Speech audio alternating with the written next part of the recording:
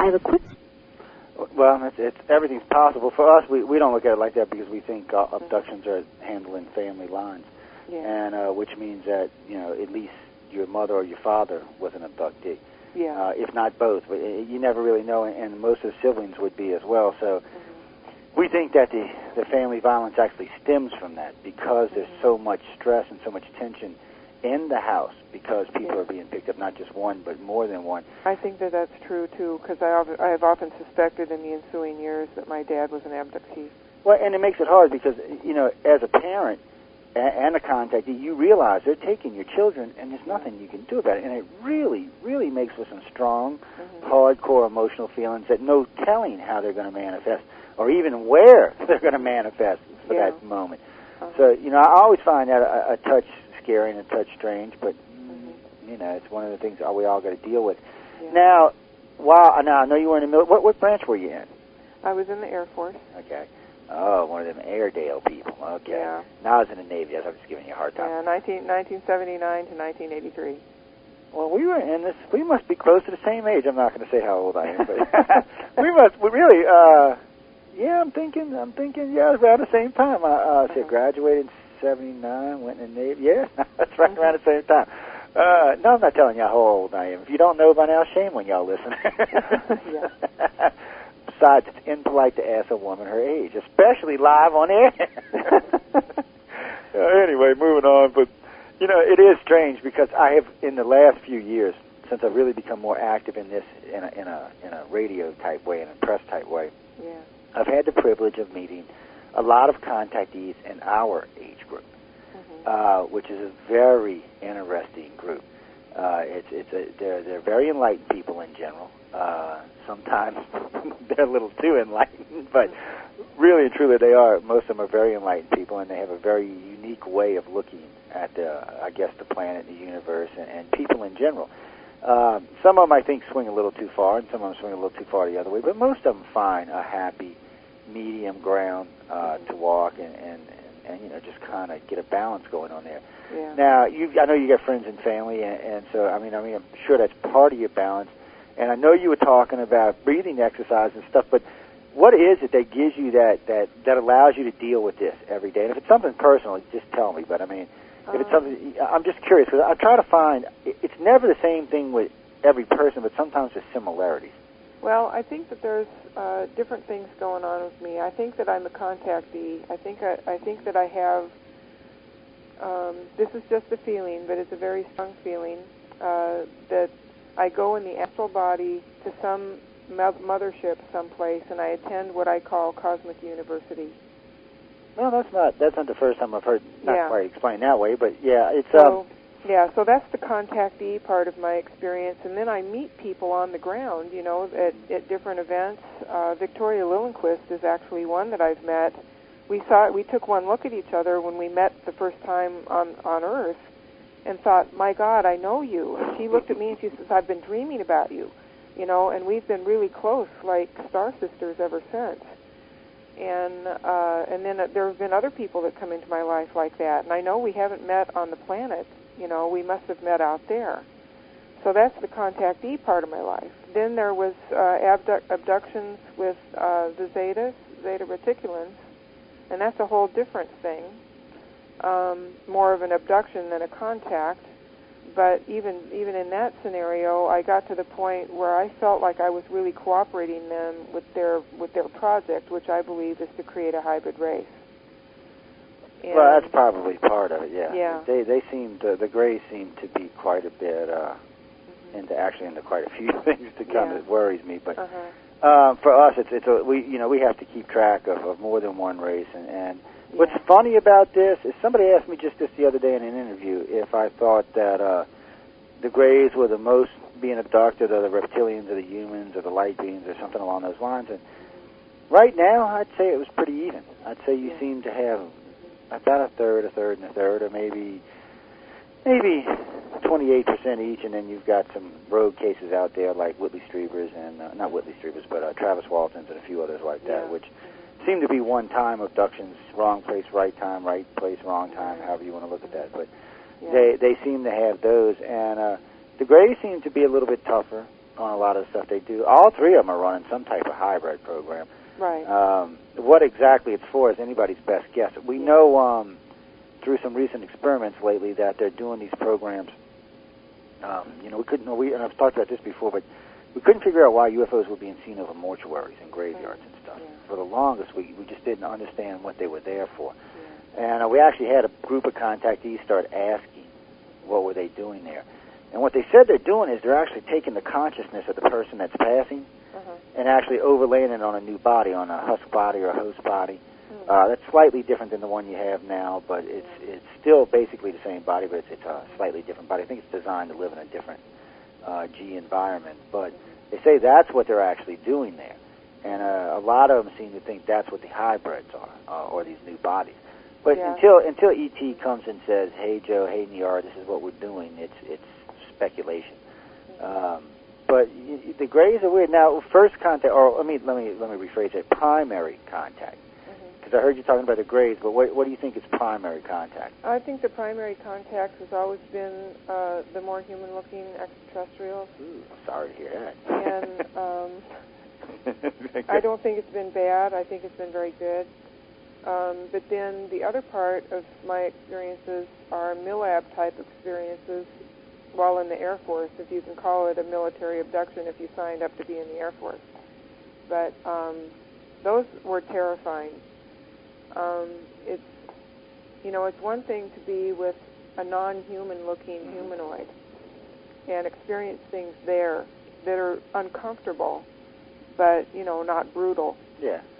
But then to be really brutalized by human beings of your own planet, of which you are one, that's the worst. It does make it tough. I mean, the MILAB thing makes it's a tough thing. And, it's interesting you brought that up because Melinda Leslie and I have been working on military abductees. Not so much MILABs. For me, a MILAB is an abductee that was abducted by some branch of the government or the military. But there's a whole separate sect that seems to be people that were in the military that were being abducted while they were in the military. Yeah. And they get coined as MILABs because technically they are, but it's kind of a separate subsect because they're actually in the military when they're being abducted versus the other people are not in the military, like Melinda Leslie or Lydia Haley or Katarina Wilson or any of them. They're having military abductions, but none of them are in the military. They're contactees that have come forward that the government or whatever has taken advantage of. Your case, it's different because you were actually in the service now. Right. Well, that means you were in your 20s. Yeah, I was in my mid-20s when I went in, a little later than high school. And I first had the hypnosis. Well, a friend of mine was talking to me and noticed, some discrepancies. He said, you're really a sharp person, Niara, and you really, have a lot on the ball mentally. But then he said when he noticed that when I would talk about a particular time period, that there were a lot of gaps in my conversation. So he sat down and he said, I want you to tell me about your military time from beginning to end. Just go through it chronologically. And so I did.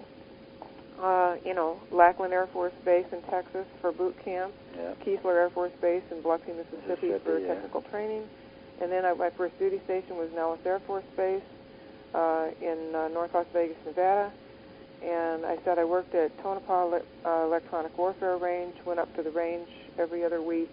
And then I stopped talking because I realized I couldn't remember any details. Not one. I couldn't remember people I worked with. I couldn't remember the name of the motel I stayed at every other week. I couldn't remember any details.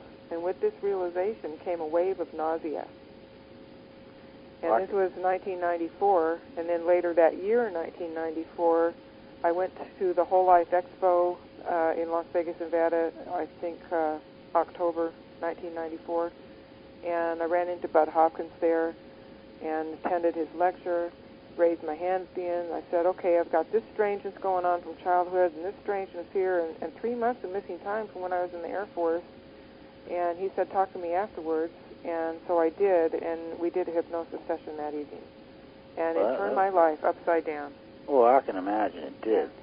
I can't see how, your first hypnosis session is not going to. I was kind of expecting the little gray guys with big eyes, but I was not expecting the brutality that I experienced at the hands of my own people out on the Nevada test site. And I had never heard of anything like that. Never heard of it. Never heard anything about MILABs, never heard anything about any of that. So when it came out, it just completely turned my life upside down. It's been a very well-kept secret in ufology. Yeah. Ufology considers the MILAB thing and experiences to be an outside, a fringe element. Yeah. Now, I don't know how you can be a fringe element of ufology, but and I've been told this by several big-name ufologists. Yeah. They consider the experiences movement to be a fringe movement. Mm-hmm. And now more and more I'm going to have to deal with it now because there's such a big group of us now involved in the field, and there's so many of us working in the field now and speaking that they can't just ignore us. But, I had talked with Randy Copain and Melinda Leslie about Helmut Lambert's book, and then we talked about their book. And then when I talked to Leah Haley and Katarina Wilson about their MILAB experience, which is interesting because they all had military experiences in Gulf Breeze, Florida, which is not far from Keesler Air Force Base. Yeah. Probably an hour, 45 minutes or something. And but they all had experiences down there in that area. And we've got reports of MILABs all along the Gulf Coast. Yeah. But you know what? I've never had anybody tell me they were taking the Keesler. I've had people tell me they were taking the Eglin, which is another Air Force base, but it's the one in Gulf Breeze. Well, my experiences happened out on the Nevada test. Yeah, and you were in a whole different part of the country, which in Nevada's not unheard of, and then right there in the southern part of California, I've heard quite a bit of military abduction stuff going on. But these seem to be areas where they've already established big military bases, so it must be easier to establish big underground bases. Right. Because Eglin is 884 square miles. It tests everything the military has except for nuclear weapons. The one where Boeing has its base at is actually twice that size, and probably the one in Nevada is probably around the same size. Mm-hmm. So these are already huge bases that are probably easy to bring people to, and unobstructed. Now you didn't. How can I word this? Let me backtrack on you a little bit. Yeah. You're in the military. Yeah. You're going through your normal day. Whatever your specialty was in the service. You're going through. You're doing your job, and you get off work or you're at work. Did you have any feelings like something happened you didn't know about, something seemed to be amiss, any bruises, any marks? Because I know you've experienced a MILAB thing, so when you woke up or that morning, that night, bad mood, really angry, any things like that? I mean, any of those? Well, the whole 3-month time period was really kind of a blank, and Bud Hopkins asked me some questions about that time period because I had actually met my second husband during that time period, and we were dating. And he said, it's really strange that you wouldn't remember something like meeting a romantic partner and going through that. And I've worked, and I do have a few little memories that came back, but if I had bruises or anything, the whole 3-month time period is really pretty much a wash. Gone. Yeah. And so if I had bruises, I didn't remember. If there were things going on, I don't know, I just didn't remember. It was really very strange. And then when I did get at least a little bit of memory back from the hypnosis, like I said, it just left me reeling in shock. It's like, well, the United States of America I grew up learning about in grade school and high school, it doesn't exist. There's this other thing going on. And I was, what happened to me was bad enough. Yeah. But the fact that it could happen was even worse in the United States of America. The fact that something like this could even happen. Yeah, and go unchallenged by anybody. Yeah. And you asked me earlier, what are the spiritual resources, or, what's the thing that gets me through each day? Well, for many years I was really, really scared. So it's like being caught between the devil and the deep blue sea. On one hand, you're afraid to talk because somebody went to a lot of time and trouble and at great personal expense to you, personally, to wipe your memory. Okay, and they don't want you talking. And now that you're remembered and you may start to talk, you're looking over your shoulder all the time wondering, my God, somebody can come after me. And then on the other side, you try to talk to your friends and family about this kind of a thing, and it's so far outside their normal everyday reality that they can't even grasp it. They ask you, oh, you must be mistaken. Are you sure? Yeah, what kind of drugs are you on Are you, today? And they push it away. They don't want to deal with it. They don't want to hear it. So you're just stuck. You are stuck, and there's no way that you can work on it. There's almost no place you can go. And I lived that way for 10 years after my first hypnosis session. And that, what you just said, is one of the reasons that this organization I work for was founded. Mm-hmm. Because there needed to be a place for contactees and abductees to be able to talk. Yeah. And say, hey, because not all contacts are the same, and a lot of contacts, there's a big missing pieces. We know that contact actually starts pre-birth. Mm-hmm. So they abduct your mother, whether she's a contactee or not, because if your dad was active, sometimes in families it's both parents, sometimes it's not. And there's no real number on how many is what and what, but even if the mother's not a contactee, if they're carrying the child of a contactee, they're going to be abducted so they can check on the child. Mm-hmm. So the child's actually abducted before birth. All the contactees, or not all of them, but 90% of them have invisible friends or friends that used to talk to them when they were kids and stuff like that nobody else could see. Yeah. Now, it's not an exclusive contactee thing by any means, but there does seem to be a lot of them that have had that happen. And then from puberty, and it doesn't matter what race is abducting you, from puberty to about age 30, that's when they do all the really nasty experiments, all the experiments dealing with breeding and stuff. And in 99% of all cases, that is a complete wash. Nobody remembers that. You actually have to get into deep hypnosis to recover those memories. Yeah. And I ask all contactees the same thing. Why do you want to know? If you know you're a contactee and you're dealing with what's going on, especially if you're older, over 30 or older, and you're dealing with this, why do you want to know what happened in your 20s? Because I can tell you now, it wasn't a pleasant experience. It's not going to do anything good to remember, and more than likely it's just going to make you mad. Yeah. But we do offer the option. I'm not going to ever tell anybody I wouldn't help them with recovering. I'm just saying, well, you don't have to.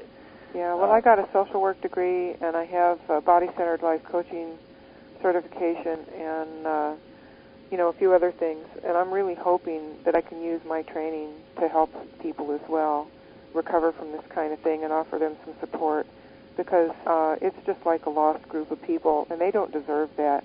They deserve to live happy, rich, full lives.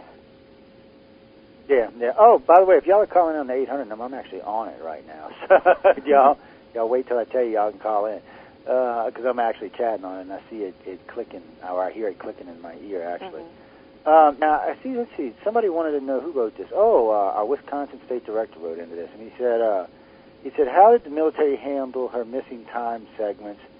Any repercussions? I guess he wanted... Well, no, if the military had you, they would have taken care of that so nobody would have missed you.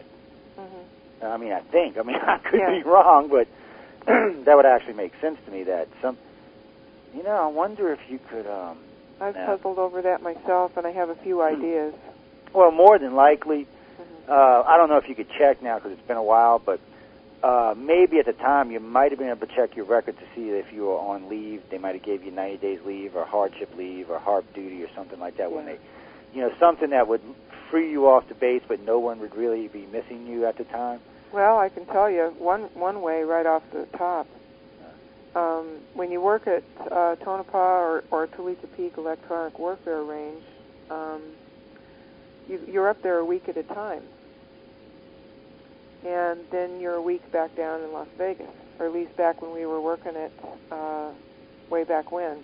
And so you're away from Las Vegas, Nevada, and the base for a week at a time. Of course, you have co-workers up there and whatever. But you're up there, they could pull you off for a particular detail and just tell your superiors at your regular radar site that you're off here or off there. So they really have quite a lot of control of the personnel. No, I imagine they would, especially if you're doing duties like that. It's going to be much easier to take you out of...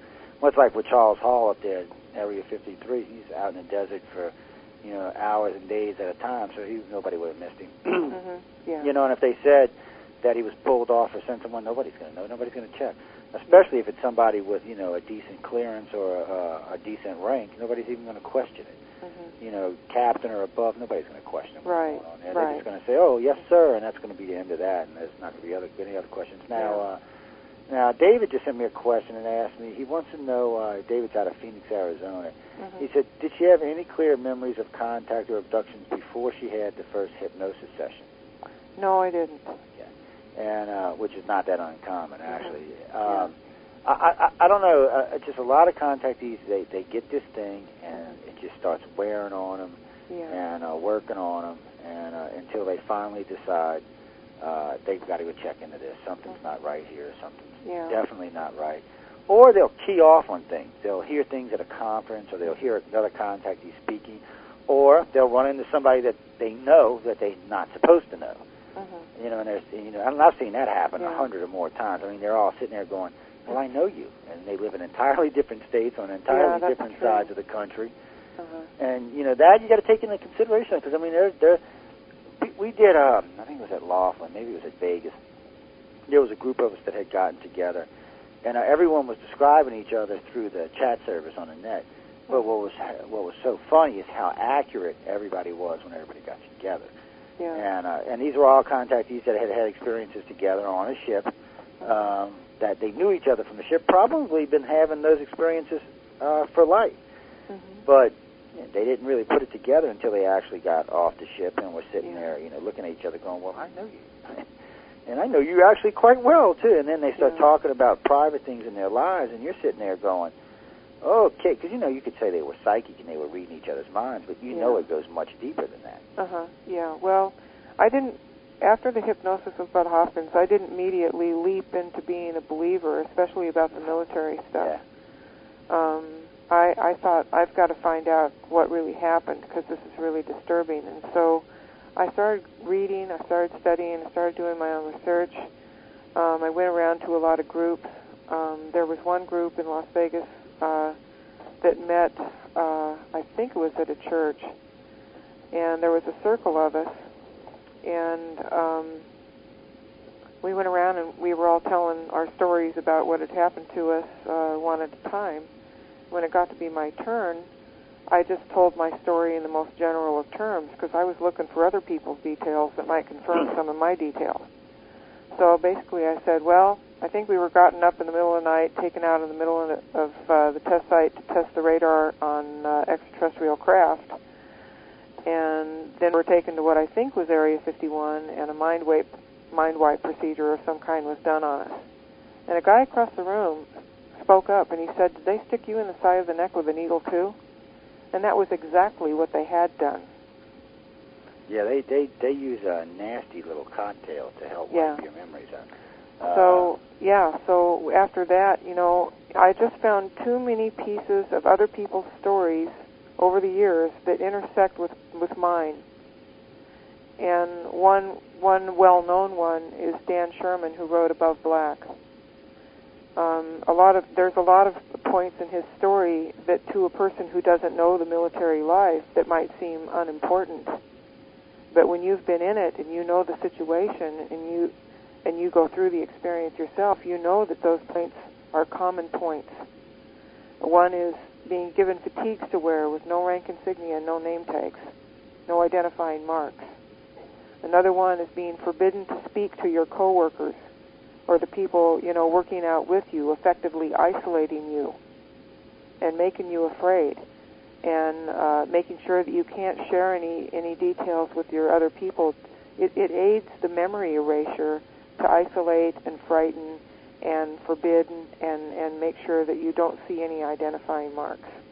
Well, yeah, I mean, it just reinforces what they're doing. Yeah. But that's intimidation is a common practice in military abductions.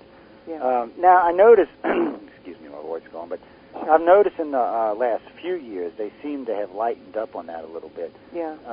It's almost like they're wanting the contactees to remember more, but I think they've lightened up a little bit so they can try to get more data, because the original tactics just wasn't working the way they wanted them to. Yeah.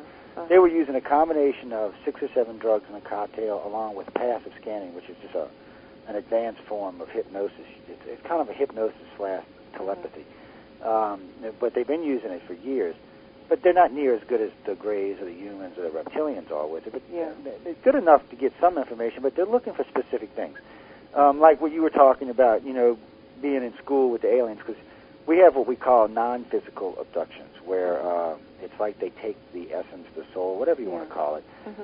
They actually just take it. Now, as far as you're concerned, it feels like you're physically there. Yeah. Even though you're actually not, it does feel like you're physically there. I mean, it's completely interactive and the whole thing. And there's a whole host of stuff that happens doing these things. Sometimes it's just strictly data downloads, which a lot of contactees receive, and then it's opened in bursts, throughout life or throughout time, and those happen fairly frequently. Some of them are using what they call the teacher, which I think a contactee coined that name from one of the Star Trek episodes. It's some type of device they use to basically teaches you. You put it on your head, you learn. There's a screen and a helmet, and the two combinations actually teach you at the same time, and they say it works quite well. It's almost instantaneous. And then there's things that are laid out, according to what group you may be in, what batch you may be in, what's the final agenda for whatever group you may be part of, and things like that. So when we first started looking at this, we thought it was a much more simpler thing than it is today, but there seems to be several hundred aspects to contact. Yeah. And what's going on and why they're doing stuff. Because we have one group of contactees that describes an off-world colony, and they all describe it the same way. Got another group of contactees that describes a council chamber on a planet. It's funny because the first 4 or 5 contactees that told me about this, they said they seen this planet, looked a little bit bigger than Earth, but it was completely covered in water. There was no land masses. And as they were breaking the crescent of the planet or crossing the equator, they noticed what looked to be a big landmass, but what it was a big floating city. And they say there's a council in there with the chambers for all the races that meet, and there's a lot of them. And they all describe it in great detail. And then the ones that are describing the colony are describing it in great detail. Then you have another group that describes what everybody calls the Holocaust dream. It's probably 24, 25%, maybe even a third of contactees that have this dream, and they give chillingly similar details. Yeah. I mean, there's no nuclear bombs, there's no bombs of any kind. Most of them describe it as a pandemic. And then, it's quite a graphic thing when you listen to them talk to them. So you have that stuff rolled in, and that's combined with numbers from the contactees. And then there seems to be subtle agendas, not so subtle agendas, hybrid experiments, different types. And then there even seems to be, we stumbled across this about a decade ago. Now what's going on is we have contactees that have been being messed with the Greys or the humans or the reptilians, marrying contactees from a different group. So the children being born are children of both, like a reptilian or a human or an alien or a Grey and a human or so on and so forth. So this is a whole new phenomenon to all of this. And nobody even knows where this could possibly even be going. And then there's a thing, do aliens have a spiritual side? I can tell you the Greys don't believe in God. So do they have a spiritual side? So and I know people say the reptilians and the humans do, but nobody ever says if the Greys do or not. So, I guess it's one of those things. But I would think for some contactees, if you're functionally aware of what's going on doing a contact, you might be able to get a sense if it's a spiritual being or not a spiritual being, or if it's just someone that's kind of, like a doctor or somebody who's just doing their job and so on and so forth. Like we do to bears and tigers and deer and stuff all on a regular basis. We're forever abducting stuff like that. So somebody asked me one time what gives the aliens the right to do that, and I said, what gives humans the right to abduct the polar bear? Right. I said, it's the same right, guys. I said, if we can abduct the polar bear, they can abduct us. I said, they don't look at us as much different than that, so, I mean, it's a hard part. And how can you criticize a race that's only doing what we're doing? If they're abducting us and doing experiments on us and we're abducting other people, like the military abducting you and others, how can you fault the aliens for doing it? Right, yeah. So it's a catch-22. Yeah, that's kind of the conclusion I drew. I mean, I get the impression now that, I was living a life on Earth on one hand, and then I would, live a partial life on the ship at night, and it was like being part of an entirely different culture. Oh, yeah, because it's entirely a different culture. Yeah. It's and plus, for the contactees and the abductees that are coming to terms with this, a lot of times they can incorporate it in their life. So when they're on board the ship, because we got a group we call keepers, and basically what they do is they basically work with the aliens. They're maintaining the contactees when they come on board. They're trying to keep them stable, trying to keep them from flipping out, dealing with the different types of hybrids and children in some of these contacts and scenarios. So we call them keepers because they're fully and functionally aware of their contacts. They almost recall all of their contacts after an abduction. So they're very useful individuals in knowledge, and they seem to be very useful for the aliens. But I got to say, in general, most of these people are 45 or older. Not all of them, but most of them. Yeah. Probably a good 95% of them. Yeah. And I think the age thing has more to do with security and confidence. You know, most people the older they get, the more confident they get. So I think that might be part of it.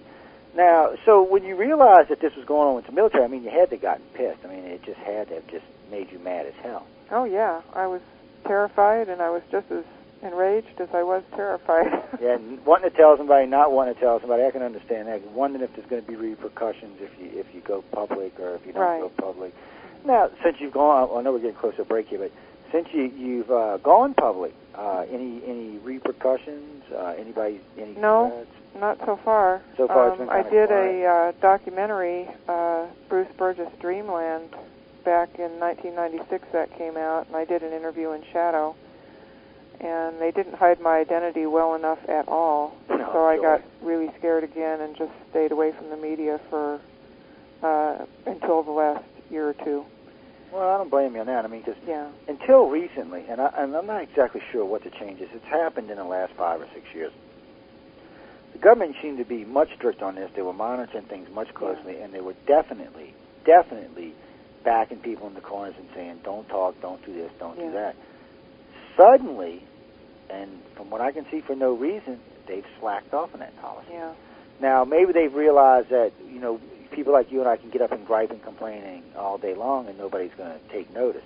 So maybe that's why they backed off. I can't see any one reason why all of a sudden they just changed their method. Well, there's some different reasons. I mean, they could just be getting more lenient. My intuition tells me that there's an awful lot of people within the organizations themselves that are finding this kind of activity really unpalatable.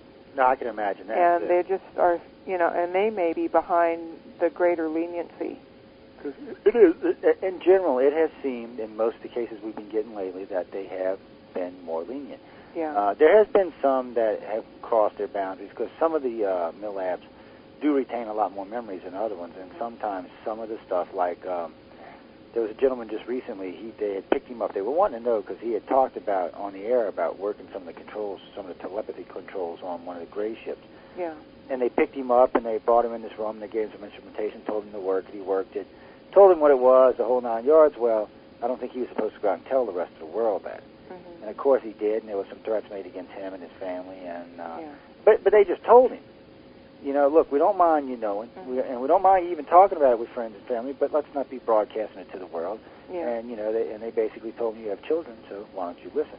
Yeah. And what are you going to say to that? I mean, when they threatened me 8 years ago about talking about the alien agenda on air, that's what they did. They didn't threaten me personally. They threatened my family. Yeah. Because threatening me was a waste of time. I was, it wasn't going to do them any good. But threatening my family, that was enough for me. I just said, okay, we'll go on to something else. Well, there's also people that recover their memories from hypnosis. They've got this false memory syndrome foundation now. Yeah.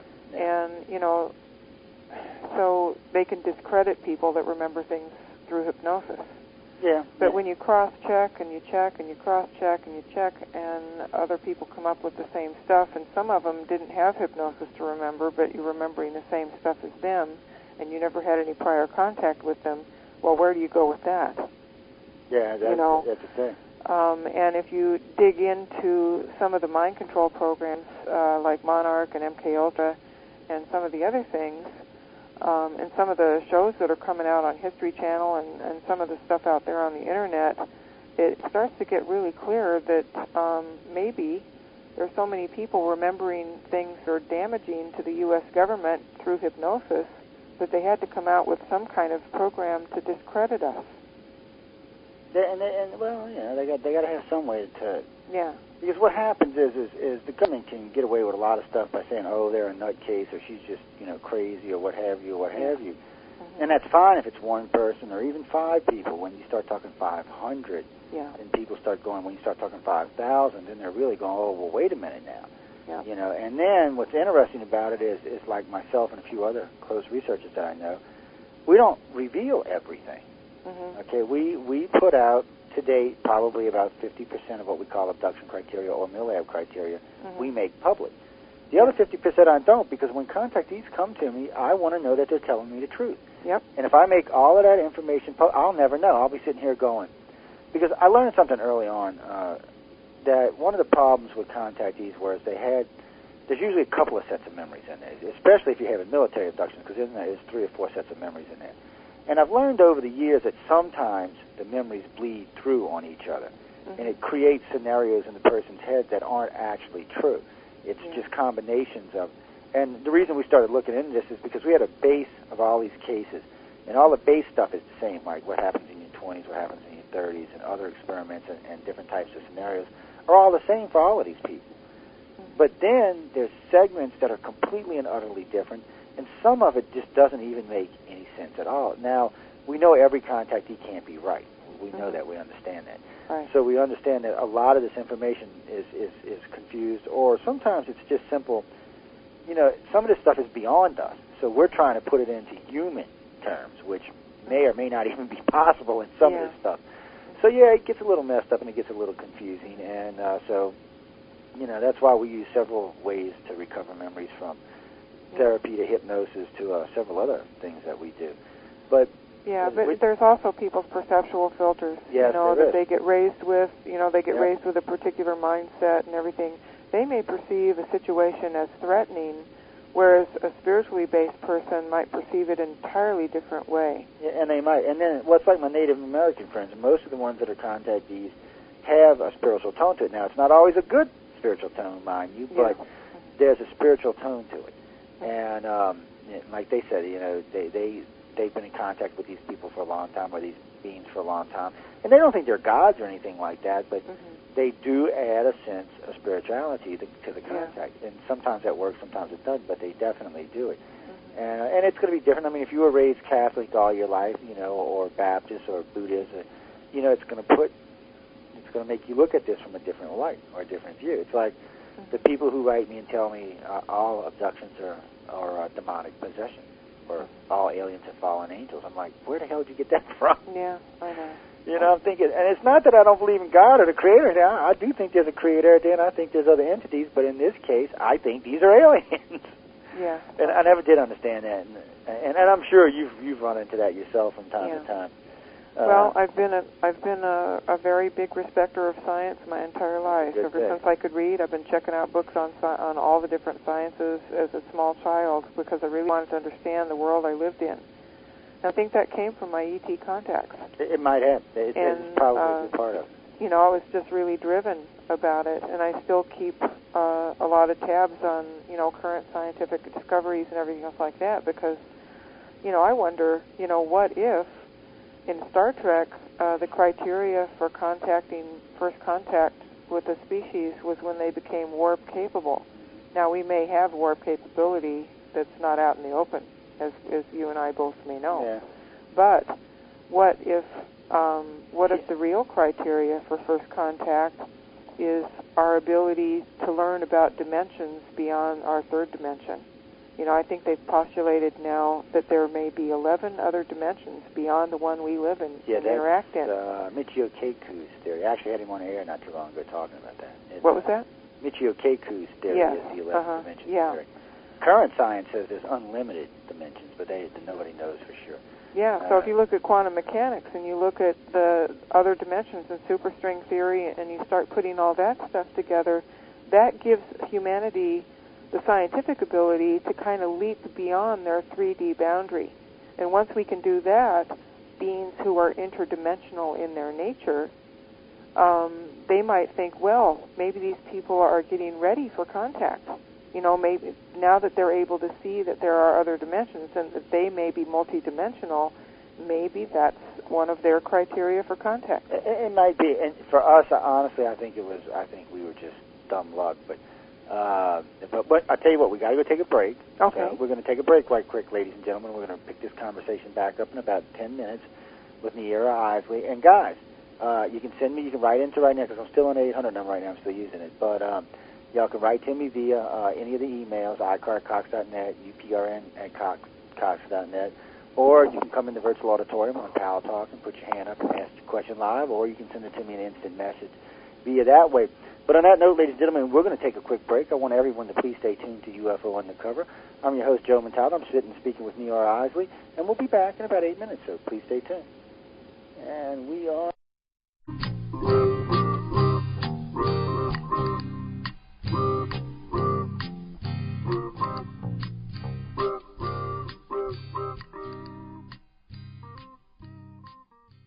Welcome to UFO Undercover with your host, Joe Montaldo.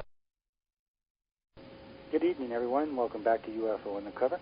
I hope everyone is enjoying the show this evening. I see we have quite a good audience logged in on all the servers, and nice and heavy, which I like to see. Some of our friends in Australia, good morning, or actually it's getting close to afternoon for y'all. How y'all doing? From our friends in the UK, it's about 2 a.m., 2:20 in the morning. Guys, I'm glad you stayed up to listen to us.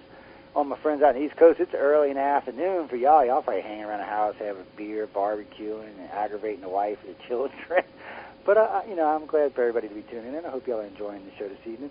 Tonight's guest is Niara Isley, and why I keep having trouble with her name's beyond me, but she's been a very nice lady, and we're going to get into some stuff here, but I'm going to get her to tell us a little bit, kind of a basic, we'll call it a preview of her experiences. And that way you can oh, wait, before we do that, though, you got a book coming out, don't you? Oh, yeah, it's not quite close to coming out yet. Oh, okay, it's still in work, but I am, giving myself permission to deeply explore all my spirit experiences, all my insights around them, and where I think they might be taking me. And, just really looking at the light side, because, with what happened to me, I know the darkest of the dark. I really do. But as a spiritual person, I also know that there's an equally corresponding light in the world, and I just believe the light is stronger, and that we're going to move into a remarkable time in human history soon. Yeah, I'm hoping that's what that end of life as we know it and the start of the golden age thing is in 2012. Mm-hmm. But let me get you, just take your time, sure. and you can go either way you want, contact, mail air, whatever you want, just take your time, and just give us a basic preview so the audience that's listening to you knows. And when you're done, though, let me get you to give them an email or a contact so they can find you if they want to email you or if somebody's had a common experience. But go ahead and take your time. Okay, well, basically I had the friend that asked me to tell my Air Force time chronologically. We discovered 3 months of missing time, and I felt really scared about that 3 months of time I couldn't remember. Later that year, I had hypnosis with Bruce Hopkins.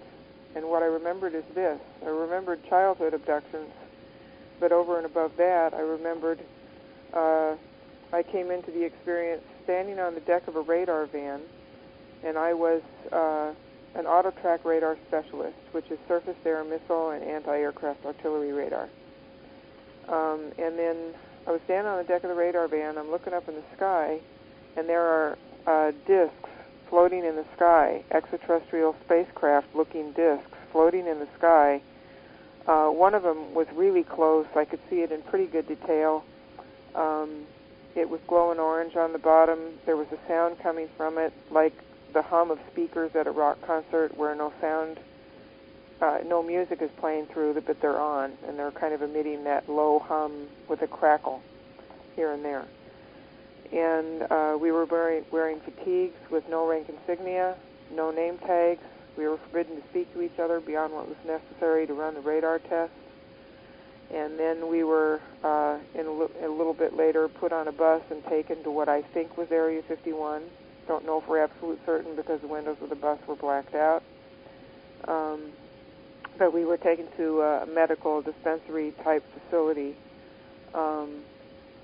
that was sophisticated in that they had a lot of stuff there, but it was kind of more 50s style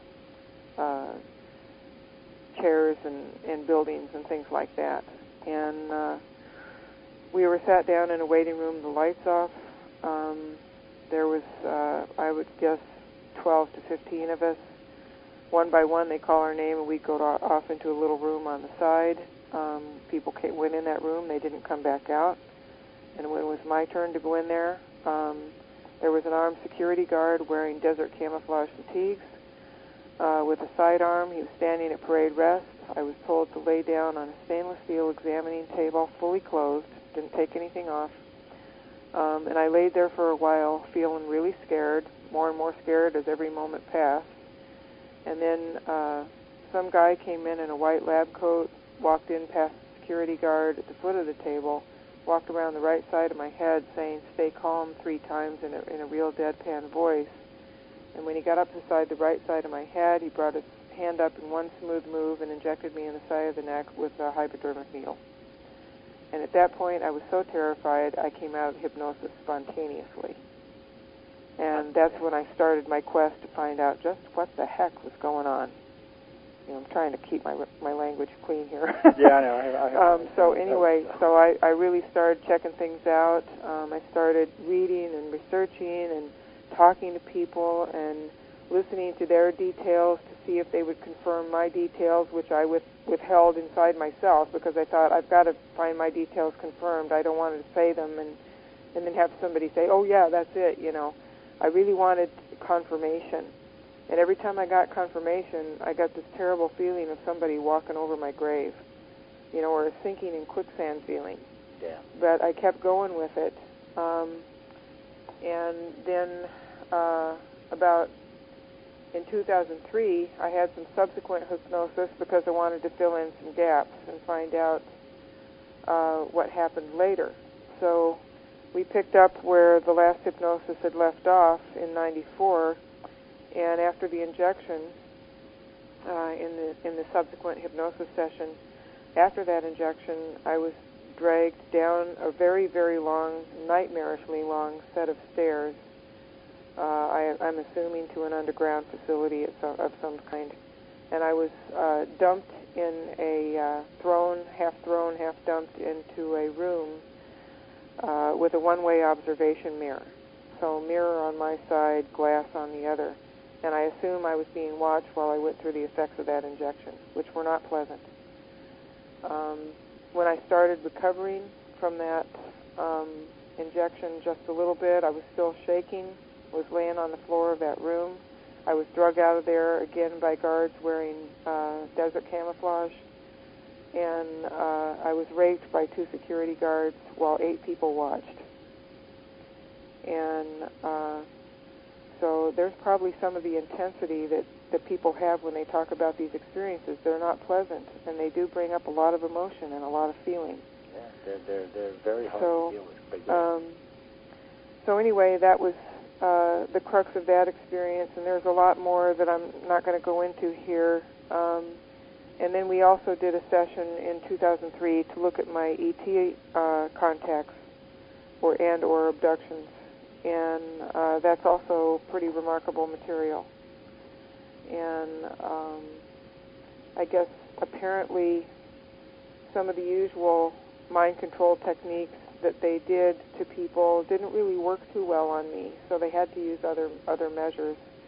And I'll be writing about those extensively in my book. But a lot of it is of a sexual nature, and that's something that I feel is talked about far too little, because our culture, we have a very circumspect attitude about sex and sexuality in our Earth human culture. And then it's entirely different when you're out there interacting with these other beings, because they want to understand about human sexuality, so that means that they, want to see how you work. And I think that a lot of people get sex addiction issues from those experiences, and there's a whole, conundrum of things that surround that that really needs to be opened up and talked about a great deal more than it is, so that people can come to some kind of resolution with that. Because for me, my experience was, here I am in sexual contact with a non-human person, and sex feels good, so one of my, figurative feet is on my gas pedal, going, saying, this is really feeling good, and then I'm with a non-human being, and so my other figurative foot is on the brake pedal, going, whoa, this is too strange, stop, stop, stop, halt, halt, halt. So it's like an experience of having the foot on the gas pedal and the brake to the floor at the same time. And I just have a feeling that there are many people out there that have to deal with this kind of situation and then the problems that it carries into their regular Earth life and sexuality. Well, no, it's true. I mean, it is something that's not talked about much. I've got cases where the reptilians have raped women. I've got cases where the humans have raped women. And I've got cases where they said the military did it. Well, now, and ladies and gentlemen, if y'all are listening to the show tonight, this is not everybody by any means. I want y'all to understand that. But there are a few cases that what she's talking about falls right in. Now, what's interesting about this is if you go back 6,000 years, the Sumerians talk about this. They talk about these human aliens that came to the planet and that created a race to mine and inhabit the planet that in turn created a race of slaves, that the reptilians used to come in, steal their women, rape them, and the children that were born were different, meaning they were self-aware. They were self-aware children. That's the race that exists on the planet today. So that's why we all think the aliens have been here for so long, because they actually have been here for quite some time, and we're probably descendants, at least two of the species. But it still doesn't give them the right to do that. Now, I'll tell you, and this probably doesn't make any difference or anything better for you, but the reptilians say, or the amphibians, whatever you want to call them, say that since they have genetic memory and their contactees are related to them, it's not necessarily rape is a thing that happens in their society. I don't know how you justify that any way it goes. In the military, there is no justification, none whatsoever. And for the human-type aliens, it's really not either other than the fact that they're curious and they want to know. But I've always had a firm rule about everything. Because, I get people with mixed experience. Some are good, some are bad, some are in between. I have this rule. I don't care if you have a good contact or not. If the aliens did not ask you permission, whether it's a good contact or not, then they're automatically wrong. If they're not saying, can I come see you? Can I have sex? Can I do this? Can I have that?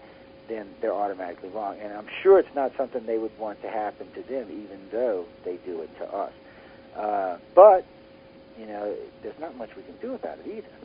I mean, talking about it like this, talking about it like this, Niara, is a good way to get other people aware of it, even to get other people talking about it. Is it going to change anything? I don't know. We can hope. What we can hope for is a fundamental change in mentality across the planet is, I guess, we really should hope for. Well, you've heard the term wanderer, haven't you? Okay.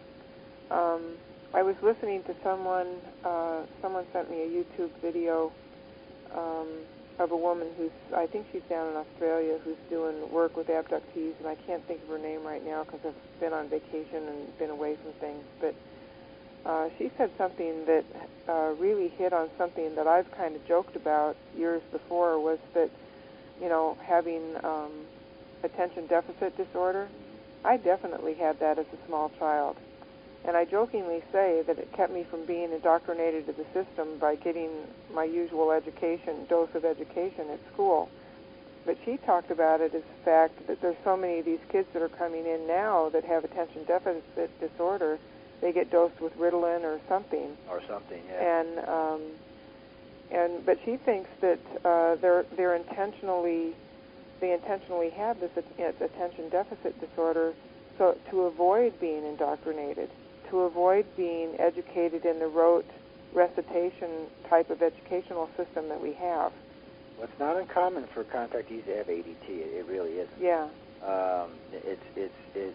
I wouldn't say it's a prerequisite for it, but I would say probably 50 or 60% of them probably have it. And and it probably has a lot to do with being part of this scenario that's been going on your whole life, and probably through your family line for umpteen generations. What I found interesting about this, and I can't say this for the amphibians. I can kind of for the amphibians, but for the Greys especially. I've been told, like I was taught, we got generational cases that span 6 and 7 generations now. And I was talking with, like, the great-great-grandmother. The Grey that's abducting her is the same Grey that's abducting the great-great-granddaughter. And that Grey told the great-great-grandmother that he also abducted her great-great-great-grandmother. So, sometimes you're even having the same alien through an entire family line. So for y'all who believe in reincarnation, which I don't know if it's true or not, that's got to be an interesting experience, because if you've been abducted by a Grey in a previous life and you're coming back, at least you got some warning, I guess, or maybe you can deal with it easier, or if you're born in the same family lines, I don't know. I mean, I don't know enough about how that works, but yeah, it is interesting that they live that long, and they can, and it also gives them a unique view. I mean, they're watching entire family lines progress. I'm sure they've even watched some family lines, go out of existence.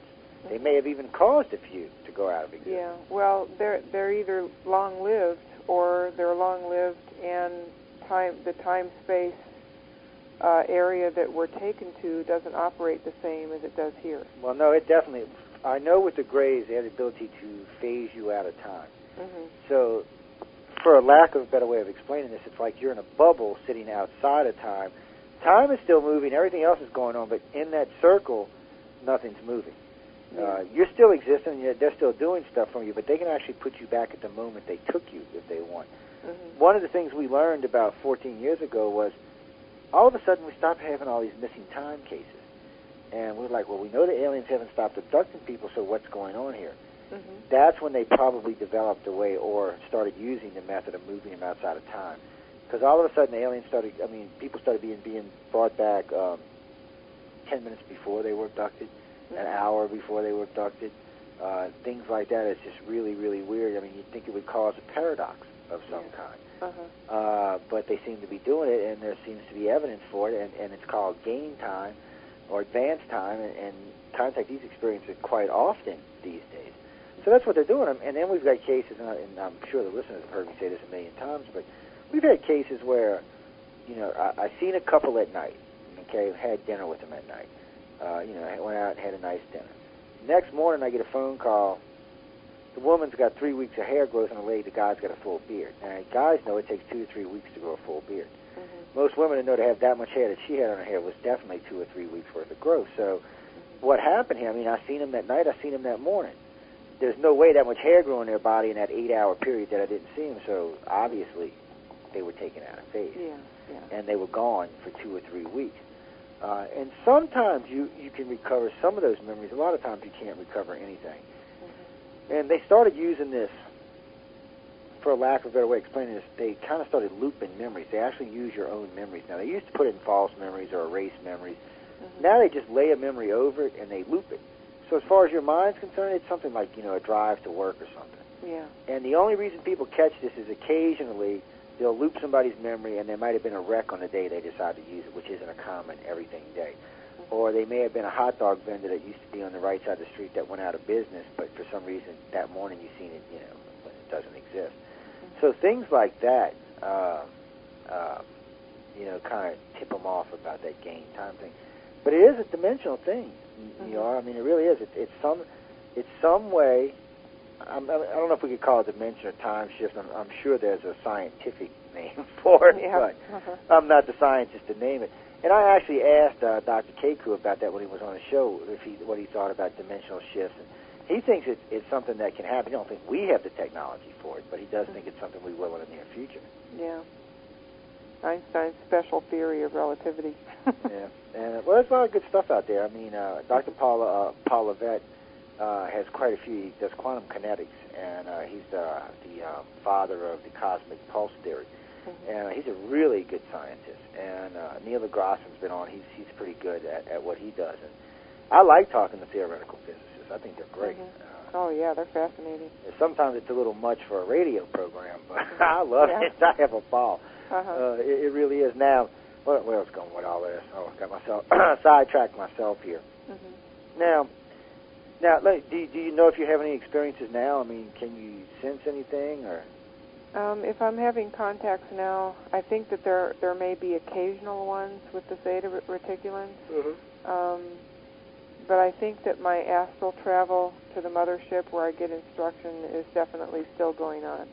Yeah, that falls into the non-physical abduction. And that feels good. I mean, one time I thought, I really want to remember what I'm learning out there. Can I remember? No, you're not supposed to remember. Not right now. You'll remember when you need to remember. Yeah. And I did manage to catch one phrase that I woke up with one morning. This was a few years ago. And the phrase was this. It was, and then you will see a fully representational Earth. And I just thought, well, if I had to bring back the phrase, that's a pretty good one. You might be part of the new colony. You never know what's going on out there. Uh-huh. And you know what's weird about the colony is, and this gets researchers in trouble all the time, because when people are describing it sometimes, because it is kind of a cool little thing that they got going on there, but it does sometimes, if the wrong person is describing it, it kind of comes off with a kind of really heavy New Age tinge to it, which of course turns off a lot of the researchers in the field. Mm-hmm. You know, they instantly go, oh, well, these are a bunch of crazy New Agers, and you know, they don't know nothing about nothing. But you know, you can't. You got to listen to what everybody says, and you know, you got to take some of it with a grain of salt, because you know not everything is correct. Mm-hmm. But you got to listen, because you never know what piece of the puzzle you're going to get. You know, for me, like you, when I'm interviewing someone like you, you're a piece of the puzzle to me. Yeah. So, you know, I'm on piece 13,000 now, and the puzzle still has probably 100,000 pieces to go. Yeah, I know. It's my wish that all the traditional UFO researchers and all the exopolitics people and everybody could set aside their infighting and their enmity for each other and just sit down and start putting the puzzle pieces together. Yeah. Well, it's gotten better than it used to be now. Mm-hmm. Oh, that's right. You've been indoctrinated to Michael Sala's Exopolitics Advisory Board, right? Yes. Yeah, so welcome on there. I actually am on the advisory board. Mm-hmm. Dr. Sala is, we've actually had many, many interesting conversations. We agree on a lot of stuff. We don't agree on everything, but we really had some, we really had some really good conversations. And I've actually interviewed his, I keep wanting to say his wife, his friend, because I don't actually know if they're married or not. Mm-hmm. Yeah.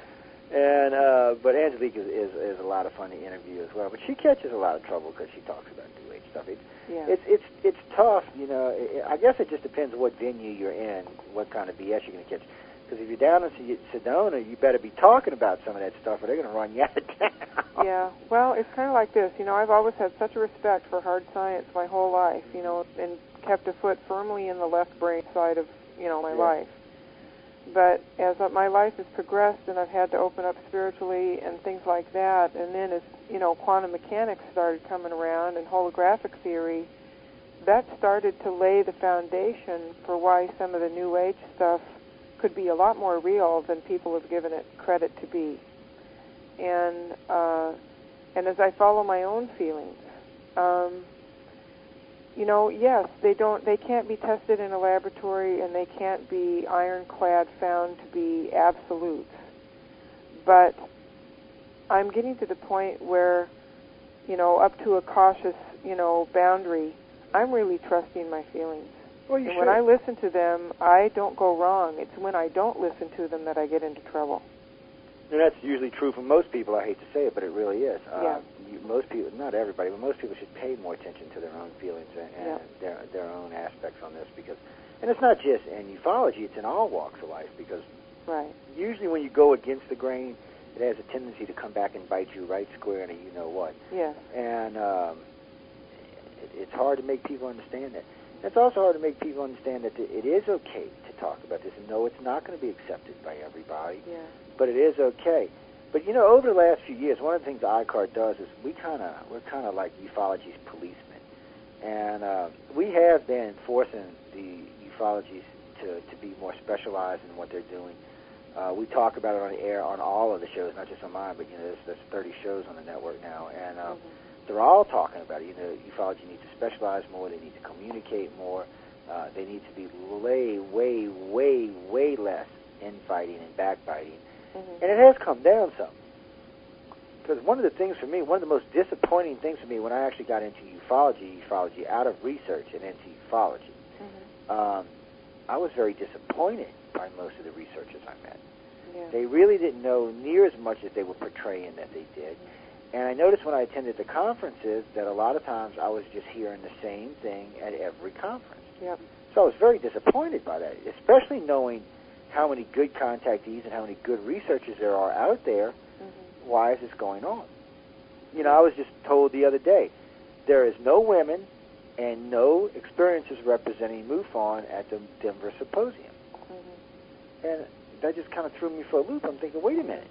There's no contactees at all, no experiences at all. And that was bad enough. And then when the person wrote, well, Joe, they don't even have a woman speaking. Yeah, well, where would ufology be without experiencers to call their attention to things that need to be researched? Yeah, and that's the truth. And Well, I said this to Bill Burns in an interview a year ago. Without the contact, you can chase lights in the sky till you're blue in the face. You're not going to get the truth that way. And if you're waiting for Obama to tell you, you can forget it. The only way you're going to get the truth is through the contactees. Yeah. And you have to interview them all, and you have to keep finding them and keep adding pieces of the puzzle, because then I've had this debate with Stephen Bissett on many occasions. There is no reason for the government to even want to disclose. Mm-hmm. It's just not to their benefit. No, it's not. That's why I wrote that the Human Cost of National Security Act of 1947, secrecy. Yeah. To try to get people to understand this has to, we can't wait for the government to do this. This has to be a grassroots effort. I heard that from some of the researchers at LAFA, and I think I heard it from Paola Harris and from some other people. And I just feel like each one of us that has a story to tell need to speak up and step up to the plate and talk about it. Yeah. Until there's so many of us, we can't be ignored, and we force the issue. And we're pushing it hard. Yes. And and it needs to be pushed hard. See, I'm lucky. I got the show and I got the organization. It wasn't always like this for me. Believe me. One of the reasons we have all of this is because I did find myself swimming in the sea by myself, going, "What the hell?" Yeah. And fortunately, my wife was a contactee, and it was easier for me to deal with this. But still, it aggravated me that there was nowhere for anybody to go or anybody to talk about this, or to even have a venue to vent. Right. Because there's some days I don't want to talk to anybody. I just want to vent. The SOBs picked me up. They did this and that, and I'm just aggravated about the whole thing. Yeah, yeah. And that's all I need. Just somebody to listen for me to vent for 5 or 10 minutes, and I'm in a better mood, and I feel better, and the world seems to be a better place, and I can go on with my everyday life. Because that support's really important. Every contactee is a hero in the fact that they deal with this, and they still lead as much of a normal life as you can. Yeah. I know, like you try to do the... because contactees are kind of out of phase with everybody else, but they do try to live a normal life. They really do try to act like everyone else and interact like everyone else, but they're really not like everyone. Well, we do have to live here, Yeah, we do. We do. We got to share the planet with the other 5 point whatever billion people on it, or 6 billion people on it, and it's just one of those things we have to deal with. But I know for you it's got to be tough. I mean, when you're out there and like if you speak or lecture at a conference, or even when you do a radio show like this, I mean, if you run into any family or friends, do they give you any static about it, or are they... Well, I just spent some time with family, and I showed them the YouTube Clifford Stone and Robert Dean video, and a little short video by Richard Dolan, and a few other choice clips, and I think it really opened their eyes. Yeah, that's good. So I told them, this is what I'm doing, and you're probably going to hear about it eventually, and here it is, and I'm going to keep doing it. And you should. That's it, so... You should stay plugging away at it. Yeah, I'm going to stay with it because I know there's other people out there like me that have had those military experiences, and I really would love to see them find some peace and reclaim some sense of being able to live and be happy and set aside the depression and the despair and, the fear. The fear is a big thing. It's a big hurdle to get over because you get scared. You're scared for your family. You're scared for yourself. But the thing is, how long can you live with that axe hanging over your head? At some point, this is where the spirituality comes in. Sometimes you just get to the point, I'm so tired of struggling with the fear that I'm just going to, I just want to let go, and then in that moment of surrender, you kind of fall into the arms of the divine, and it catches you, But you just reach a point where you just get burned out with the fear, and you just think, I can't live this way anymore. Yeah. I can't give my power away to fear anymore, whether it's real, whether it's imagined, whether somebody's going to come after me or whether they're not. I can't live with this kind of fear anymore. I have to just be who I am. I have to speak out. I have to, say what's true for me. And let the devil take the hindmost. Well, you have to, because fear is just another form of stress. Yeah. And stress kills. Yeah, and let me tell you something, what happens when you do set aside the fear. When you do set aside the fear, you have an incredible opening of your consciousness. Because suddenly, all that tension in you starts to unwind. more of that non-coding DNA gets available to you and starts to turn on, and you start having more expanded abilities, and you start being able to sense more, and you start being able to intuit more, because fear isn't jamming your radar anymore. And this is really important. No, it is. As a matter of fact, one of the criteria we use when we're looking at new contactees or new abductees is I've never met a contactee or an abductee that's not empathic. A lot of them are telepathic, but all of them are empathic. Yeah. I've just never met one that wasn't a full-blown empath. What's rough about that, though, because first off, if you don't know your contactee, you're probably not even going to be aware of this ability. Maybe if you've been, Joe, I'd be standing in a room and all of a sudden I was just bawling. I was so depressed I couldn't stand it, and there was no reason for it. Well, after a while, you realize they're sensing someone else's emotion, just like you do. Sometimes one of them will walk in the room in a bad mood or a good mood, and the whole mood of the room changes without them even saying anything. And those kind of things are important because, once you can teach a contactee about that, it makes their life easier because then they realize sometimes what they're feeling is not actually theirs. Right. It could be a spouse, it could be a friend, it could be a family member, it could be some stranger walking down the damn street. But, one of the things they need to learn is what emotions is theirs and what emotions are not theirs. Right, yeah. I call it the tuning fork effect. If you have two tuning forks in a room and you strike one, it starts to vibrate. The other one will start picking up the vibration and sympathy. Yeah. Same thing. And it really is, and it's something that, it's hard to get contactees to learn. It's even hard to teach them sometimes. But then I've noticed, most contactees, when they come to terms with this and they start dealing with this, a lot of them started using these abilities to their advantage. Whether it's empathic or telepathic or whatever it may be, they tend to use it to their advantage. Right. And the ones that do usually become fairly successful in a lot of different ways, not always financially, but in a lot of ways they become successful. Right. And it allows them to explore a whole new realm of possibilities in their life. So I like seeing that, and it's like I got a lot of friends that are in different New Age areas or metaphysical areas and stuff like that, and I like that because to me it's another form of religion. But contactees are drawn to that. You'll find that some contactees early on may get into the Christian religions or the Muslim religions or even to the dark arts for a while. But it doesn't answer their questions.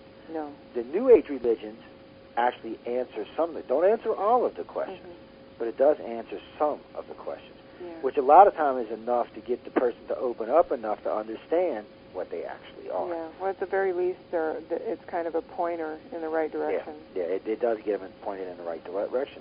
I tell everybody everything on the planet serves a purpose. It's just figuring out what purpose that it actually serves. Yeah. And in that case, I really think that's part of what it actually serves. Yeah. But it's still, you still got to deal with it, and you still got to understand it, and then, like people like yourself who are out publicly speaking about it, still have to deal with the everyday person out there that may hear this and go, okay, what did she just say? Yeah. And why did she say that? And things along those lines. But you don't get much criticism, do you? Have you run into like any hard brick walls or? No, I haven't really yet. It might happen, but I feel well healed today. I feel confident in my ability to work with people. I'm a new Denver extraterrestrial contact examiner, and I'm trying to write articles, really dip into my own creativity and write articles that are going to pique people's interest who haven't really taken an active interest in UFOs or ETs, to get them to think about the subject and to think about the topic. Because those abilities that we were just talking about a minute ago, about telepathy and empathy and those kinds of things, they're the same abilities that were demonstrated by masters of the Far East. In the books, there was a series of books called Masters of the Far East, and there was Autobiography of a Yogi by Paramahansa Yogananda. And the abilities that were demonstrated by the yogis and saints in these books, those abilities may belong to that 97% non-coding DNA that we have most likely from extraterrestrial sources. Yeah, it probably And is. if we have first opened full contact with extraterrestrial beings who have a mastery of those abilities, and all of that DNA is turned on in them, I think that humanity could have a very rapid expansion of consciousness as those abilities turn on in us because we're using them with these beings that have a mastery of those abilities. It's all of that is quite within the realm of possibility. You know, because I always wondered about this, you know, because E.T.'s been visiting the planet for so long, and people tell me all the time they're either here to enlighten us or to destroy us. Mm-hmm. But see, I judge them by their actions, and their actions doesn't suggest either one of those. Yeah. If they were here to enlighten the species, look, 6,000 years is way more than enough time to enlighten it, and we should be much more advanced and not be near as fractured as we are as a society. Mm-hmm. So you can kind of rule that they're not out here to do that. And if they were going to destroy us 6,000 years ago, it would have been much easier. Right. I mean, what were we going to do, hit them with a spear, bow and arrow? I mean, come on. Today, at least, we got nukes, which still probably wouldn't hurt their craft, but we do have nukes. And so, you know, for me, it's I think, and I hate to do this, especially to my contactees that call in and write to me and all, but, you know, really, especially in the Greys case and even the reptilians and humans, it's more about them than it is about us. Yeah. You know, they have an agenda. There's something they need to do and complete, and it does involve us, but we're not even the primary part of it, and we're not even the total outcome of it. That's true, but there are spiritually evolved ETs out there also who do want human enlightenment, but they understand certain things that these other races don't.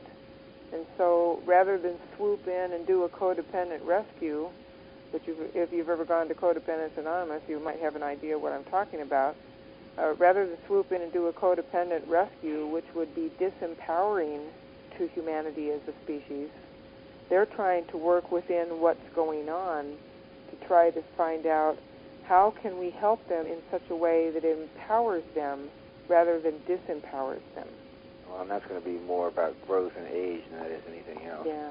Well, we're such a young species. I mean, the species we're talking about, the three primary species we're talking about, I mean, the youngest one is probably the humans, and they're probably in the 500, 600, 700 million range, along with the reptilians. The Greys are supposed to be in the 1.5 billion or more range. Mm-hmm. They're so far beyond us that literally it's going to take thousands of years for us to even get on a mental plane with them. Now, one of the advantages we have is that if we're actually related to 2 or 3 of them, then we might have the ability to catch this faster than they did. Or they may be sitting here monitoring us until such a time that we do catch it. Because let's be honest, this is not a race that's ready to be part of the galactic community. We're not. I mean, we're trying to blow each other up on a planet, so you know if we got in space, we'd be trying to blow up extraterrestrials. So at this point, we're just not that race. And I think they have a vested interest in keeping us at certain levels of technology. Because we don't want to get out there and start nuking aliens. Yeah, well, this is part where I hope that I can bring something new to the field because of all the spiritual inquiry I've done and other study. You know, a lot of what I've done has not been restricted to UFOs and extraterrestrials, or even New Age stuff. There was a man named Teilhard de Chardin, who, according to his study, and he was a spiritual man as well, that there's a spark of consciousness in every single tiny piece of matter. And that consciousness directs evolution towards an expression of greater and greater freedom. And so whoever's trying to hold us back, or who's ever trying to help us, or whatever else, there's still that spark of consciousness in every single tiny piece of matter, from atomic particles all the way up to us and who knows where. And it's constantly moving towards that greater and greater freedom of expression. So whatever the agendas are of different groups, they still have to contend with that. Yeah, but then we also have to contend with our negative, violent side that may destroy us all. Yeah, we always have our shadow. Well, see, for us, and I don't think the extraterrestrials have anything to do with this part, there's a line as a species we walk. And lately, I think as a species, we've been walking more on the left or the dark side than we have on the right and the light side. It's not, and this is hard to make people understand, because technically, the world is the most peaceful place it has ever been in its entire history. There are less people dying because of warfare and murders today than there ever has been. There are less people dying of starvation and so on than there ever has been. There's less disease on the planet. Technically, the planet is in its golden age. But the problem is the society doesn't feel that way. And it's not just Americans, it's everybody. If you talk to people around the world, because we got many, many guests from around the world and many callers, and you get the same sense. You know, it's like they're waiting for the other shoe to drop.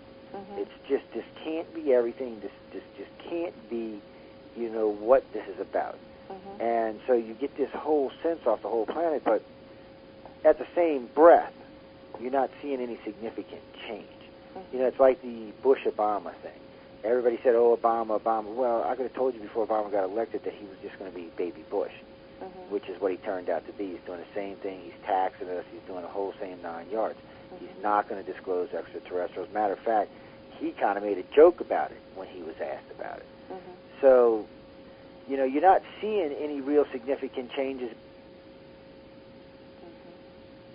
Yeah, well, I'm not, you know, I guess I haven't run and jumped on Obama's bandwagon like some people have. Well, nor do I think that he's the Antichrist either. No, I don't think he's the Antichrist. You know, I mean, I do pick on him.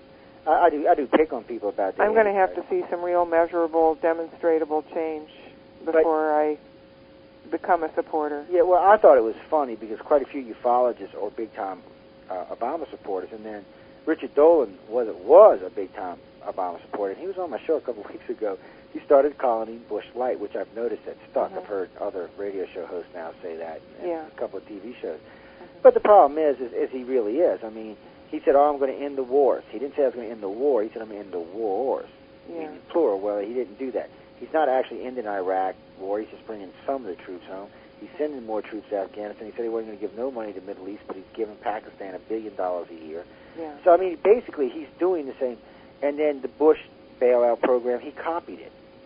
You know, so, I mean, he did basically the same thing. So, but not to pick on Obama, because I know he's got his hands full like every other world leader does. The thing of it is the point I'm trying to make here is he's still the same as Bush, and Bush was the same as Clinton, and Clinton was the same as Reagan. You can go back all the way back to Kennedy and see a progression of leaders here that really haven't really done much of anything. Yeah. It's not just in this country. I mean, it's around the world, and the people are the ones that got to change things, but we're not the ones in power. Yeah, you're preaching to the choir here. Yeah, well, yeah, no, that's people, you know, and everybody, when they're talking to me about it, I say the same thing because they really are. But I just tell people, look up in the sky. When you see no more chemtrails, and you don't see any for a long time, and it doesn't look like they're coming back, then we'll see. Then we'll know some positive change has occurred. And I'm hoping to see some. I mean, like I said, there's a lot of good.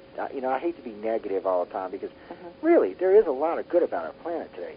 I mean, we're curing diseases we never thought cured. Cancer used to kill people by the droves. I mean, something like 80% of cancers are curable now, especially if caught in stage 1 or 2. You know, so there's a lot of pluses that have been going on the planet, but there does seem to be this overall hanging sense of doom or destruction or not positive change. I don't know what it is. I don't really know how to label it, but I do see this when I'm talking to people on a regular basis, you know, because no one can understand why the planet's at its best, most significant part of its history, but in the 6 billion of us feel lost. I guess that's the best way to describe it. Yeah. You know, so are you the most advanced culture to ever live? You're curing things, you're inventing things, you're changing the world, getting ready to get into the universe, but yet have 6 billion depressed people on the planet. The two don't even make sense. So I don't know. I'm with you. I'm waiting to see a change. I'm hoping 2012 is something. Personally, I don't think it's going to be anything, but, you know, I've lived through, I'm 46 now, so I've lived through like 10 or 15 ends of the world. Yeah. So I'm kind of skeptical when it comes to the end of the world. Well, I still believe this. I still believe that that consciousness is a field, and as more people become, you know, have that greater and greater expanded awareness, that consciousness field reaches out and touches all the people around them, and then reaches out and touches more people and more and more. And we could have a cascade effect at some point where everybody's consciousness expands very rapidly, and we may be moving towards that in 2012. It'd be nice. I mean, because, you know, we know there's a shared consciousness because of information that are retrieved without learning the information. So we know the shared consciousness exists. But I guess to date, there hasn't been anybody that's been able to cross, I guess like a Jesus Christ, for lack of a better thing. Maybe in his day he was able to cross the consciousness barrier, and that might have been why there was such a significant change then. But in today's society, so far, there's not been anybody that's been able to trigger this yet. And maybe it's going to need to be more than one. You know, maybe it's going to need to be several. Yeah, it could be. You know, or maybe somewhere along the lines the aliens will show themselves enough to trigger it. You know, they don't have to have full disclosure. I mean, I guess it has to be borderline full disclosure. Maybe if the Russians or the Brits or somebody came out with a disclosure. Well, more and more countries are releasing their classified files. I don't know why the U.S. won't. I guess because we got too many. But, you know, some of our allies have, some of our enemies have. But there's a lot of information out there today. And, well, the military-industrial complex has a lot to lose if this comes out openly. Well, they do, because we don't know what class action lawsuits, for one. Yeah, well, yeah. We've talked about that. Stephen asked me that one day on a radio show. He said, well, why do you think there won't be disclosure? I said, well, I know 13,000 contactees that are going to sue the very next day. Yeah. I said, first thing they're going to do is sue the federal government for letting aliens abduct them out of their homes and their children. I said, you're going to end up with millions of lawsuits. Millions. Yeah. I said, the government can't afford that, and they can't admit that they knew about it, because if they admit they knew about it, then they're liable. Yeah. You know, that could actually be the foundation for a revolution in this country. Yeah, it's really a problem. But it still needs to be confronted. Just because it's big and ugly doesn't mean that we can't turn away from it. Oh, I agree. Well, I'm hoping what the government will do is save face and say, okay, yeah, the planet's being visited, but we really don't know what the hell they're doing here. They're way more advanced than we are, and there's nothing we can really do about it, because then it gives them an out. It lets them say, okay, the planet is being visited, but there's nothing we can do about alien abductions. We didn't even know these were going on except for rumors and hearsays.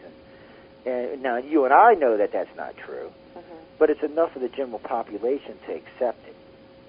And then after that, you can bring the contactees in and let them, you know, make the general population understand that there was way more going on. Yeah. You know, so I don't know. Who knows? Well, in my small way, I hope with my column at the Denver Examiner to start building some bridges in Terran human consciousness towards contact. Well, that's a good thing, because you never know which one of us is going to be the one that sets the person off that changes everything. So, you know, I want you to keep the hard work up. You know, don't let them get to you. Don't let them make you crazy. No. Anytime you feel a need to rant, just contact me for the shows. No, really, because actually I'm monopolized most of your time tonight, so... always, and don't ever have to stand on formalities with me. You know, I tell all the guests, especially the contactees. Now, I got to be honest, I'm a little ruder to the non-contactees than I am to the contactees. Yeah. Well, yeah, I just, you know, I think as experiencers we get a bum rap. I think that we're not taken serious enough in the field. I don't think we're treated correctly in the field.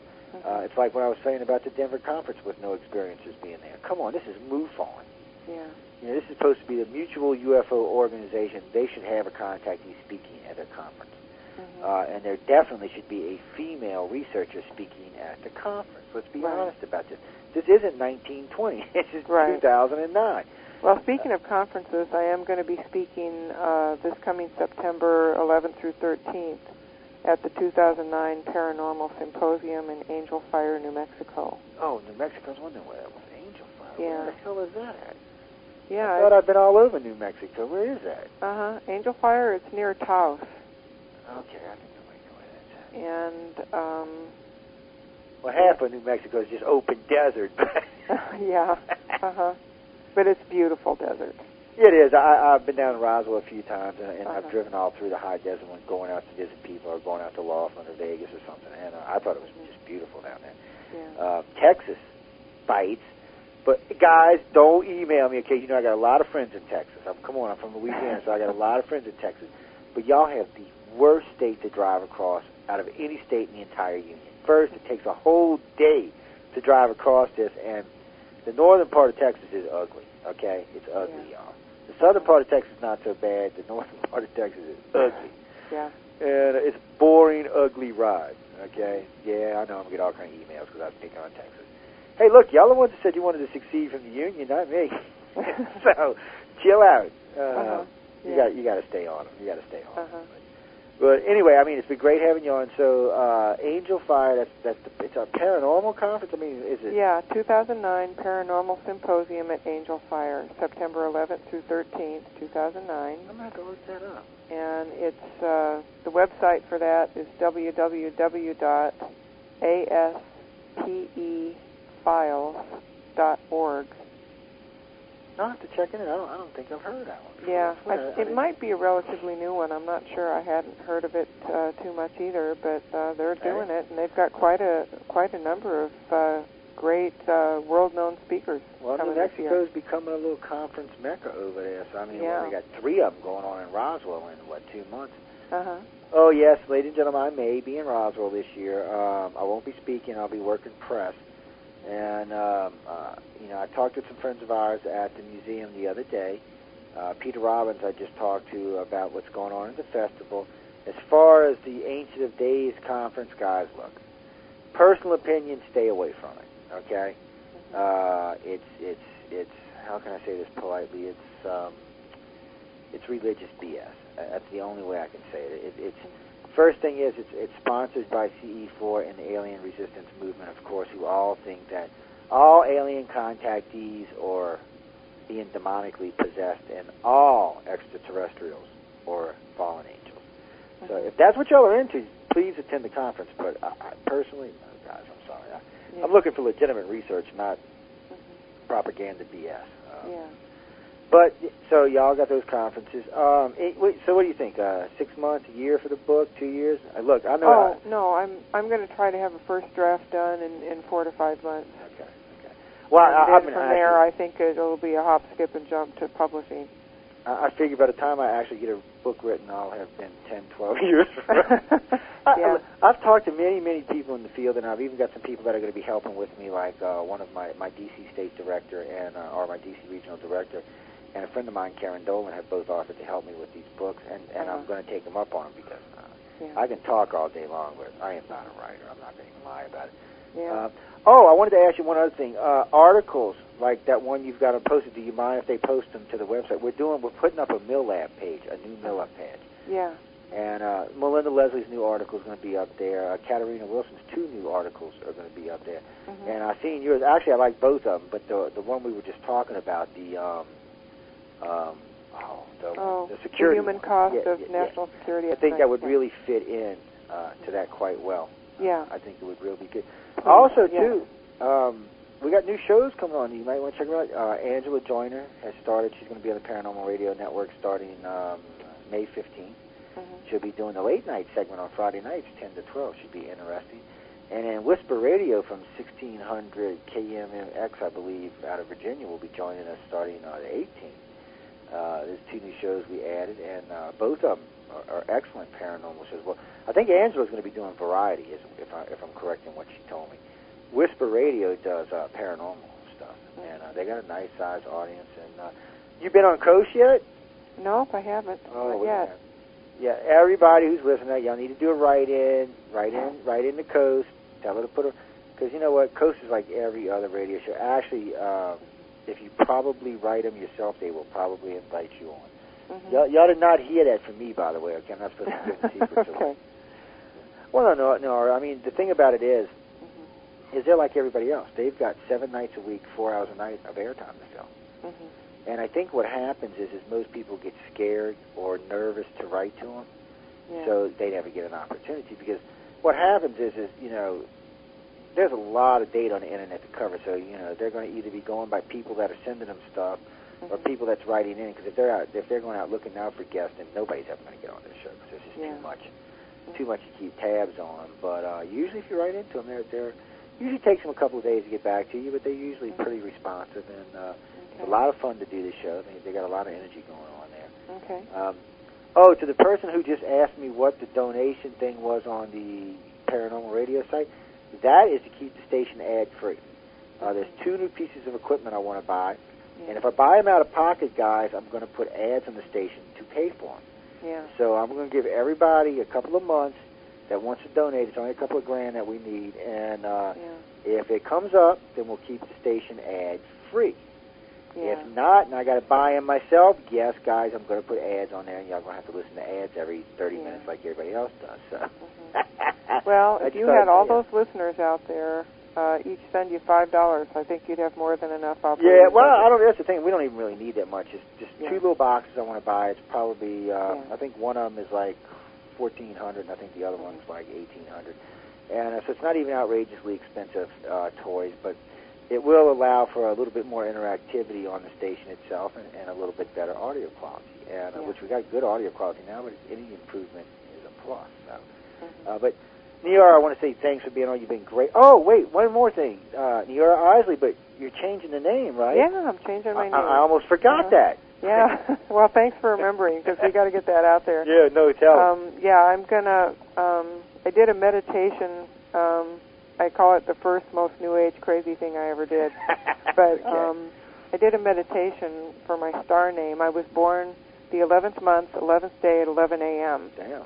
And so there was a Solara 1111 opening the gateway ceremony back, I think, in 1991. And I did a meditation for my star name, and Niara was the star name I got. Good. And so I made it a legal change, and I kept Isley for quite a long time. But now I'm going to be letting the Isley go in the next year or so, and just going with Niara Terela. Terela, so Niara Terela. Niara Terela. Niara Terela. You're just trying to make me crazy, aren't you? I can just see that. Most guys, I just tell them, if you can't get Niara, just remember Niagara Falls. I'll answer to Niagara. The Niara, I'll get set in my head. It'll get set. The new last name, that's going to take a little more work. But okay. Well, I just want to make sure, because like when I'm out, a lot of times I'm talking to different ufologists, and like when Melinda Leslie introduced me to the Rehab versus the Millab thing. Yeah. So every time I'm out now, I'm explaining to people what the Rehab means versus Millab, and then I tell her, of course, who it comes from. Same thing when I'm out talking. If your name comes up in conversation, I want to be able to give them the right name, so right. Go out and find you and understand who I'm talking about. Because if all of a sudden you take Isley away and they're like, well, who the hell is Joe talking? Yeah. But anyway, I know we've gone over a little bit. But again, Niara, I want to tell you thanks for being on. You were a great guest. I had a great time. Thank you. Me too. Hope to talk to you in the near future. Ladies and gentlemen, any parting words before we go? No, just don't let fear rule your life. Get out there and live it, and know that you're going to be okay no matter what. Yep. And that's good advice for anybody, even if you're not a contactee, ladies and gentlemen. I want to thank all the listening audience for tuning in tonight. Again, I want to thank Niara for being on the show, because she was great tonight. Guys and girls, a lot going on to keep up with. I know a lot of y'all have been keeping up with the new Millab stuff and the Betty and Barney Hill stuff, and some of the other stuff the organization is working on. That's stuff that'll be going back and forth here and there between different directors. Also looking forward to doing a joint contactee show in the near future. So as soon as I know when we're going to post it, I'll let y'all know, and we'll let the audience be informed. But ladies and gentlemen, again, I want to thank everyone for tuning in to UFO Undercover. Until next week, have some fun, smile, enjoy y'all's life. See y'all next Wednesday. Okay. And we are